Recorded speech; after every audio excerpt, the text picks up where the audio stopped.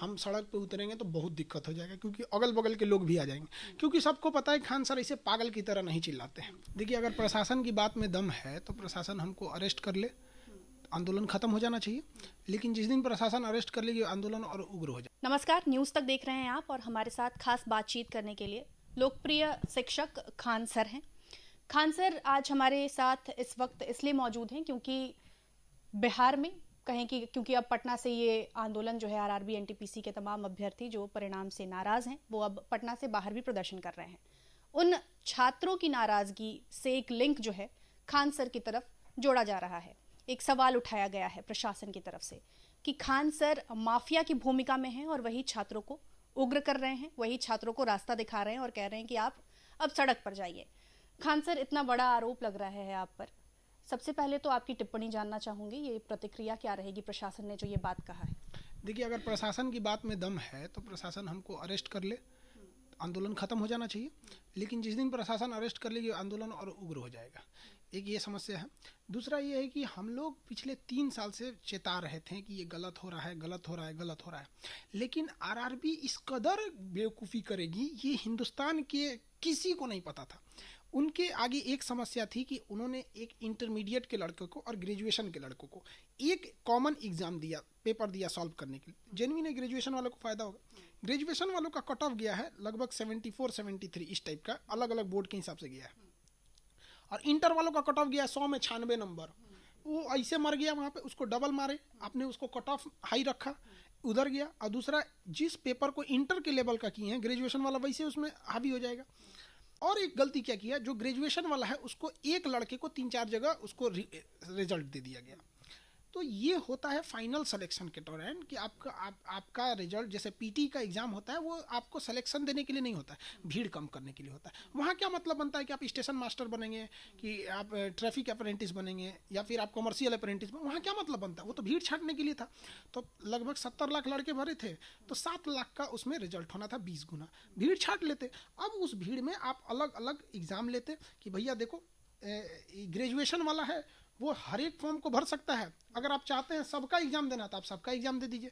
Inter वाला station master नहीं भर सकता क्योंकि वो ग्रेजुएशन लेवल पे, आप इसको दीजिए, पास हो गया, आगे आप उसका स्किल टेस्ट ले लीजिए, साइको लीजिए, टाइपिंग लीजिए, जो लेना है उसका फाइनल रिजल्ट दीजिए। इन्होंने क्या किया, पीटी एग्जाम में ही क्या किया, उन्होंने कैटेगरी वाइज रिजल्ट दे दिया। यहाँ से दिक्कत नहीं है। दिक्कत ये है कि जब आपने 20 गुना बोला था तो 20 गुना रिजल्ट देना चाहिए। और ये एक बात बताता है कि आरआरबी के लोग ज़मीन पे है ही नहीं है, धरातल पे ही नहीं है। हम कभी कभी सोचते हैं तो हम कहते हैं कोई इतना बेवकूफ़ कैसे हो सकता है। 2019 में फॉर्म निकला, बहुत सारा ट्विटर, 8 बार आंदोलन चला तो हुआ यहाँ पर। 2022 में कितना बड़ा बेवकूफ़ है कि 2 जनवरी में कहता है कि 15 जनवरी को हम रिजल्ट देंगे और 15 फरवरी को एग्ज़ाम ले लेंगे सेकेंड फेज का। ये बताइए, 1 महीना का गैप है। अब वो लड़का भी पढ़ रहा है जिसका रिजल्ट 100% कन्फर्म है, और वो भी पढ़ रहा है जिसका डाउट है, ठीक है, क्योंकि वो इस आड़ में है कि आप 20 गुना रिजल्ट देंगे, वो भी पढ़ रहा है। अगर आरआरबी जमीन पे रहती तो रिजल्ट थोड़ा पहले दे देती। जब आपको फरवरी में एग्जाम देना था, फरवरी में, तो आपको क्या करना चाहिए, नवंबर में एग्जाम रिजल्ट देना चाहिए, अक्टूबर में देना चाहिए। 6 महीना का गैप रखते तो केवल वही लड़के फॉर्म भरते, वही लड़के तैयारी करते जो पास होते। आप अंधकार में रखे हैं, और अंधकार में रख देख रहे हैं 25 दिन का फासला रख रहे हैं, 30 दिन का। ये दिखाता है कि ये धरातल पे है ही नहीं। एक 3 साल एग्जाम। दूसरा क्या हुआ कि जब एक नॉर्मलाइजेशन का दिक्कत है, एक लड़का 70 नंबर पाया है, उसका 92 हो जा रहा है, और कोई 70 नंबर पाया, उसका 50 नंबर हो जा रहा है। वो कहना है कि ये एक दैवीय शक्ति है जो इसे कर रही है, मतलब उनका कहना है साइंटिफिक फार्मूला है। तो लड़कवा बैल नहीं है, वो भी साइंटिफिक फार्मूला पढ़ता है, उसको न्यूटन का नियम पता है, उसको आइंस्टीन का पता है, उसको हर वैज्ञानिक का नियम पता है। लेकिन आरआरबी में जो वैज्ञानिक बैठे हैं उनका नियम उनको नहीं पता है। ये बताइए, एक लड़का पाया है 70, उसका हो गया है 90, दूसरा भी लड़का बन रहा है 70, अब वो भी तैयारी में लगा है कि भाई मेरा भी 90 होगा, उसका 52 हो गया। अब वो माथा पीट रहा है कौन वैज्ञानिक है। तो आरआरबी में एक से एक वैज्ञानिक बैठा है सब, जो जन्म नहीं लिया है, अवतार लिया है। किस लिए? बर्बाद करने के लिए करियर। इस वजह से लड़के ये मनमानी को 2019 से देख रहे थे। अगर कोई पढ़ा लिखा इंसान होगा वो समझता है कि कोई भी आंदोलन अचानक नहीं होता है, उसकी पृष्ठभूमि पिछले 3-4 सालों से होती है। 1857 की भी क्रांति हुई तो उसकी पृष्ठभूमि पिछले 20 साल से तैयार हो रही थी। सब्र का बांध टूटते टूटते हम लोग कितना रोकेंगे लड़कों को? लड़का कह रहा है कि आप मिले हुए हैं, क्योंकि हम लोग तो चाहते हैं ना लॉ एंड ऑर्डर बरकरार रहे, तो हम लोग ने हाथ पीछे खींच लिया। हम लोगों ने आंदोलन नहीं कराया है। हाँ, बस इतना है कि जो लड़कों को हम लोग रोक रहे थे कि आरआरबी तुम्हारे लिए कुछ सोचेगी, हम लोगों ने स्पष्ट बोल दिया आरआरबी तुम्हारे लिए कुछ नहीं सोचेगी, तुमको जो करना है करो। ये आपने स्पष्ट बोला, आपने बोल दिया। हम कौन होते हैं रोकने वाले लड़कों को? हम कौन होते हैं लड़कों को रोकने वाले? हमारी बात आरआरबी सुनेगी नहीं। आरआरबी कोई वैल्यू नहीं देती हम लोग को, माफिया कहती है। बताइए, जिस भारत में गुरु को कहा जाता है गुरु गोविंदो काको लागो पाए, ये कह रहे हैं कि माफिया है, शिक्षा माफिया है। तो हम लोगों ने स्टूडेंट को बस स्पष्ट बता दिया कि आरआरबी आपकी बात नहीं सुनेगी। और आग में घी का काम क्या किया इन्होंने? एनटीपीसी वाले तो नाराज थे ही। रेलवे 4th ग्रेड के एग्जाम में इन्होंने मेंस एग्जाम घुसेड़ दिया, वो भी आंदोलन के बीच में। लड़का राजेंद्र नगर टर्मिनल पे खड़ा है, हमारी मांगे पूरी करो एनटीपीसी वाला। तब तक नोटिफिकेशन आ रहा है कि रेलवे ग्रुप डी वालों को ही बर्बाद कर दिया। जो वहाँ 1000 लड़के थे, अचानक 20,000 हो गए। यही आरआरबी और एनटीपीसी का मैं मसला समझना चाहती थी। दोनों अलग अलग मुद्दे हैं। तो आप समझिए कि कैमरे के उस पार आपके ही छात्र हैं, वो आपको देख रहे हैं। आप जैसे किसी मुद्दे को सुलझाकर समझाते हैं, एक बार कोशिश करिएगा कि हमारे उन छात्रों को भी ये मुद्दा समझाएं जो इस प्रोटेस्ट में नहीं है, लेकिन कल को उनके साथ भी ये हो सकता है। तो आप उनको समझाने की कोशिश करिए कि आरआरबी और एनटीपीसी का मामला कैसे कैसे अलग है और क्या यहाँ लूप होल हुई कि आज छात्रों को यूं सड़कों पर और रेल रोकने की नौबत आ गई है। देखिए, भारत में एक संस्था आरआरबी, वो नया नया रिसर्च करती है। लड़कों जैसे वैक्सीन पहले चूहा पे ट्राई मारता है, ये विद्यार्थियों पे मारता है ट्राई। वो 2 तरह का एग्जाम लेता है, एक सीनियर लेवल का एग्जाम लेता है ग्रेजुएशन लेवल पे, एक मिडिल लेवल का एग्जाम लेता है इंटर लेवल पे, और एक लोअर लेवल का एग्जाम लेता है मैट्रिक लेवल पे। तो पहले ये तीनों एग्जाम अलग होती थी। आरआरबी ने सोचा एक काम करते हैं, कैसे बर्बाद किया जाए लड़कों को। उसने कहा कि एक काम करते हैं, जो मैट्रिक लेवल का एग्जाम होता है, जो 4th ग्रेड का होता है, पोर्टर्स वगैरह अलग अलग लेवल के एग्जाम जो होते हैं नीचे लेवल के, उसमें कहा पहले भी होता था एक सिंगल पेपर एग्जाम दीजिए और उसके बाद से अपना मेडिकल चेक फिट है तो आपका ज्वाइनिंग हो जाएगा। 19 में भी उसने यही कहा कि ठीक है, जो मैट्रिक पास है उनको हम ये फॉर्म भरवाएंगे और उसका पास हो जाएंगे तो हम आपको जॉब दे देंगे। 2022 में उसने अचानक बोल दिया ना 2 एग्जाम लेंगे। क्यों? कि लड़के ज्यादा हो गए। तो लड़के ज्यादा तो 2019 में ही ना फॉर्म भरे थे कि डेली फॉर्म भराता है, डेट खत्म हो गया। वो पगला को आज नींद खुला है। आज सोचिए कितना बड़ा बैल है वो, वहां पर उसको आज नींद खुला है, कहा 2 एग्जाम लेंगे। लड़का भड़क गया। अब बात करते हैं इंटर और ग्रेजुएशन का। पहले ग्रेजुएशन का अलग फॉर्म भरा जाता था, इंटर का अलग भरा। ई बकलोलवा दोनों को मिला दिया, कहा कि इससे रेलवे का पैसा बचेगा, टाइम बचेगा। अरे लड़का बर्बाद हो जाएगा, क्योंकि आप जब ग्रेजुएशन और इंटर को मिला रहे हैं तो आप क्वेश्चन या तो ग्रेजुएशन लेवल का फिट करेंगे तो भी मरा इंटर वाला, और अगर इंटर वाले पे भरे तो फायदा मरा ग्रेजुएशन, मरा यही पे, तो हर हाल में यही जाएगा। रेलवे करना हमको तो वैकेंसी भर जाएगी। अरे भैया, आपकी वैकेंसी भर जाएगी, लेकिन आपने जो पोस्ट इंटर के लिए था वो पोस्ट रख दिए ग्रेजुएशन वाले के लिए। अब वो वहाँ मन से काम नहीं करेगा। हमको आप दे दीजिएगा मैट्रिक के लड़कों को पढ़ाने के लिए या ABCD पढ़ाने के लिए, हम पढ़ा पाएंगे नहीं।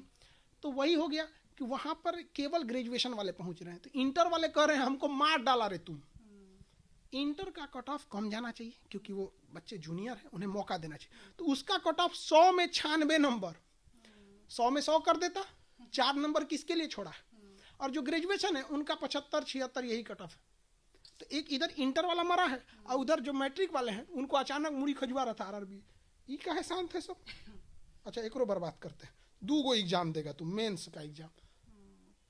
तो ये मेन मसला है, ये सीख रहा है आरआरबी। और आरआरबी की भी समस्या क्या है, आरआरबी के जितने अधिकारी हैं वो 1985-90 बैच के हैं। वो जमीन पर उतरे थे 1985 में। उसके बाद वो एकदम AC वाला गाड़ी में ऐसे घूम रहा है, उसको पता नहीं चल रहा है 2022 से। मेन समस्या ये है। तो भगवान को भी ना मंदिर के गर्भगृह से निकाल के साल में एक बार टहलाया जाता है। ये लोग तो कभी निकलते नहीं है, विद्यार्थियों से मिलते नहीं है। ये अभी भी 1985 वाला फॉर्मूला अपना रहा है, टेलीफोन वाला जमाना है। ये गड़बड़ किया यहाँ पर। आरआरबी का कहना है कि हम एक लड़के को एक ही रिजल्ट देंगे, पोस्ट देंगे। कौन तीर मारा है? दुनिया में कहीं पे भी एक आदमी एक ही नौकरी कर पाता है गवर्नमेंट पे। प्राइवेट होता है तो 2 जगह सुबह शाम मार देता है, लेकिन एक ही कर पाता है। तो कहा नहीं, पहले ऐसा नहीं होता था, पहले रेलवे की समस्या देखिए कितना इन का दिमाग कम है। पहले मैट्रिक लेवल वालों को अलग एग्जाम होता था, इंटर वालों को अलग होता था, ग्रेजुएशन वालों को अलग होता था। लड़का जो ग्रेजुएशन किया ना, ग्रेजुएशन का भी फॉर्म भरता था और इंटर का भी भर देता था और 10th का भी भर देता, और पास तीनों में हो जाता था, पास तीनों में हो जाता था। तो रेलवे को बुद्धि देखिए कितना कम है। कर रहा है कि देखिए वो ज्वाइन कर लेता था ग्रेजुएशन वाला, आई 2 छोड़ देता था तो खाली रह जाता था। अरे बैल, खाली रह गया तो उसके पीछे तो वेटिंग लिस्ट वाला होगा ना, उसको प्रमोट कर दीजिए। ये जो मैट्रिक वाला खाली हुआ इसको प्रमोट कर दीजिए। रेलवे का जो टिकट बुक करते हैं ऐसा ही ना होता है कि बीमार पड़ गया तो क्या दिल्ली तक उसका सीटवा खाली जाता है जो वेटिंग में, कंफर्म कर दीजिए। तो कह रहे सर आप सही बोले हैं, ये हमको तो करना चाहिए, नहीं हुआ यहाँ पे हम लोग का। तो ये बकलवा ना उसी लिए मर्ज कर दिया सब कि अब क्या होगा कि सबको एक पे दौड़ाएंगे, लास्ट में तो कोनो एक पहुंचेगा। तो रे बैल कहीं का, तो लास्ट में तो ग्रेजुएशन वाला पहुंचेगा। तो आपने तो मैट्रिक वाले को मार डाला, इंटर वाले को मार डाले, वो कहाँ जाएगा। तो देखिए 2 लोगों को जब मर्ज करना होता है तो सेम कैटेगरी के लोगों को मर्ज किया जाता है, अलग अलग कैटेगरी को नहीं मर्ज कर सकते हैं। आप गाय की रेस में गाय को दौड़ाइए ना, साहिवाल को दौड़ाइए, जर्सी गाय दौड़ाइए, होल्स्टीन दौड़ाइए, उसमें चीता घुसा के नहीं दौड़ा सकते। तो ये मेन समस्या है कि वो सीख रहा है। मुझे लगता है अब ये मुद्दा जो है लोगों को समझ आ गया होगा। मेरा दूसरा सवाल ये है खान सर कि जैसे कि अभी प्रोटेस्ट शुरू ही हुआ है और अब आप बता रहे थे, अभी बातचीत हो रही थी आपकी ये कि अब अन्य प्रदेशों तक ये जाएगा, उत्तर प्रदेश है, हरियाणा है, ये चुनाव होने वाले हैं इन राज्यों में, ये भी महत्वपूर्ण बात है। उत्तर प्रदेश की बात कर ले तो हाँ, उत्तर प्रदेश में तो सवाल ये उठता है कि रेलवे को इतना नुकसान हो रहा है, कई ट्रेनें रद्द हो गई हैं और फजीहत हो रही है सरकार की, वो अलग बात है। क्यों नहीं, मतलब क्या इच्छा शक्ति नहीं है कि ये पूरा मामला शांत हो जाए या सॉल्व हो जाए, या फजीहत पे आ गई है इसलिए सरकार अब पीछे नहीं हट सकती है? देखिए सरकार पीछे हट जाती है, सरकार को जनता के बीच में जाना होता है। ये जो अधिकारी होता है सब ना, ये ईगो पे ले लेता है किसी किसी बात को। हम बात किए हुए, हम देखें ईगो इन लोग का, हम कैमरा पे नहीं बोल सकते हैं क्योंकि उन लोग की भी मर्यादा है, हमको भी है, क्योंकि हमको कभी कभी मिलना भी होता है तो टोक देते हैं कि हाँ खान साहब ऐसे बोल रहे थे, सब बतिया खोल, तो हमको भी ध्यान रखना पड़ता है इस सब बात को। लेकिन समस्या क्या है कि जब बवाल होता है ना कहीं पे, जैसे ट्विटर पे बवाल हो रहा है, अभी फिजिकल प्रोटेस्ट हुआ है, अभी इलाहाबाद से 28 तारीख को इलाहाबाद से आंदोलन चालू कर रहे हैं सब लड़के सब। अब वहाँ तो खान सर नहीं है, लेकिन लड़के 28 को चालू कर देंगे सब वहाँ पे। तो रेल मंत्री पूछेंगे किससे? अधिकारियों से। ऐसा अपना गोलबंदी है इन लोग का। आरआरबी से पूछेंगे क्या गड़बड़ी किया है, कहाँ गड़बड़ किए हैं, वो टीचर माफिया है, स्टूडेंट माफिया है, ई माफिया है, हम ही शरीफ हैं, हम तो अवतार हैं, हम भगवान के एकदम लिए हैं, हम ही सही हैं, वो गड़बड़ है। मंत्री लोग जो होते हैं इन लोग का विभाग चेंज हो जाता है, अभी रेल मंत्रालय उठा के दे देगा रक्षा मंत्रालय में, कभी इन लोग, तो इन लोगों को टेक्निकल चीज़ें जो होती हैं वो नहीं पता होती है, इन्हें बताया जाता है। अब वहाँ तो खान सर नहीं है, लेकिन लड़के 28 को चालू कर देंगे सब वहाँ पे। तो रेल मंत्री पूछेंगे किससे? अधिकारियों से। ऐसा अपना गोलबंदी है इन लोग का। आरआरबी से पूछेंगे क्या गड़बड़ी किया है, कहाँ गड़बड़ किए हैं, वो टीचर माफिया है, स्टूडेंट माफिया है, ई माफिया है, हम ही शरीफ हैं, हम तो अवतार हैं, हम भगवान के एकदम लिए हैं, हम ही सही हैं, वो गड़बड़ है। मंत्री लोग जो होते हैं इन लोग का विभाग चेंज हो जाता है, अभी रेल मंत्रालय उठा के दे देगा रक्षा मंत्रालय में, कभी इन लोग, तो इन लोगों को टेक्निकल चीज़ें जो होती हैं वो नहीं पता होती है, इन्हें बताया जाता है। अब डिपेंड करता है, जो बताएगा ना वही गलती किया है।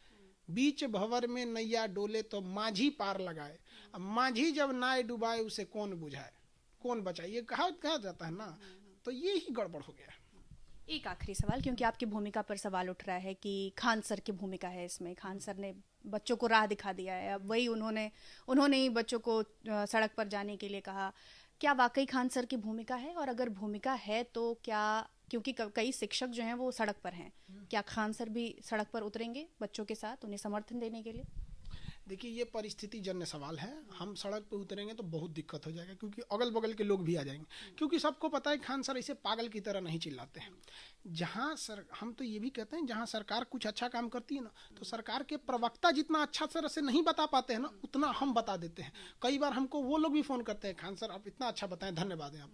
लेकिन जब गलती करते हैं ना, तो विपक्ष जितना अच्छा से नहीं रगड़ता है ना, उतना अच्छा से हम भी रगड़ देते हैं। तो एक शिक्षक है, वो गोरा को गोरा कहेगा, काला को काला कहेगा, लीपा पोती हम लोग को नहीं आता है। कि कई शिक्षक जो हैं वो सड़क पर हैं, क्या खान सर भी सड़क पर उतरेंगे बच्चों के साथ उन्हें समर्थन देने के लिए? देखिए ये परिस्थिति जन्य सवाल है, हम सड़क पे उतरेंगे तो बहुत दिक्कत हो जाएगा, क्योंकि अगल बगल के लोग भी आ जाएंगे, क्योंकि सबको पता है खान सर ऐसे पागल की तरह नहीं चिल्लाते हैं। हम तो ये भी कहते हैं, जहाँ सरकार कुछ अच्छा काम करती है ना, तो सरकार के प्रवक्ता जितना अच्छा तरह से नहीं बता पाते हैं ना, उतना हम बता देते हैं। कई बार हमको वो लोग भी फ़ोन करते हैं, खान सर आप इतना अच्छा बताएं, धन्यवाद है आप। लेकिन जब गलती करते हैं ना, तो विपक्ष जितना अच्छा से नहीं रगड़ता है ना, उतना अच्छा से हम भी रगड़ देते हैं। तो एक शिक्षक है, वो गोरा को गोरा कहेगा, काला को काला कहेगा। लीपा पोती हम लोग को नहीं आता है। ना ही हम लोग मतलब मीडिया से हैं कि मतलब किसान में कानून आया तो भी अच्छा, वापस आया तो भी अच्छा, ऐसा नहीं हो सकता है हम लोग के लिए। एक ये समस्या। दूसरा ये है कि अगर कहना है कि खान सर आएंगे कि नहीं, तो हम अगर वहाँ चले जाएंगे तो फिर आंदोलन बहुत बड़ा हो जाएगा। ठीक है, लॉ एंड ऑर्डर काफ़ी बिगड़ जाएंगे। तो हम लड़कों को ये है कि कुछ लड़कों को चोट आया है, कुछ ये, और हमारे जाने से रेलवे बार बार ना अपने कुछ लोगों से या कुछ लोगों से प्रोवोक करा रहा है कि खान सर आए, खान सर आए। क्योंकि जहाँ टीचर जाएगा उसको बहाना मिल गया, बस बस बस बस टीचरों का आंदोलन है। अभी क्या कहेंगे विद्यार्थियों का? तो लोग पूछेंगे काहे विद्यार्थी कर रहा है, समझ में? और ऐसे कह देंगे कोचिंग माफियों का है। ये गड़बड़ बात है। दूसरी एक और चीज़ है कि लड़के जेन्युइन मांग पे हैं, उनकी बात मान लीजिए, कोई समस्या नहीं होगा। आखिर लड़के मांग रहे हैं, आरआरबी पे सवाल उठा रहे हैं, डीआरडीओ पे नहीं उठाते हैं। अलग अलग संस्थाएं जो सही है उस पर कोई आवाज़ नहीं उठाता है।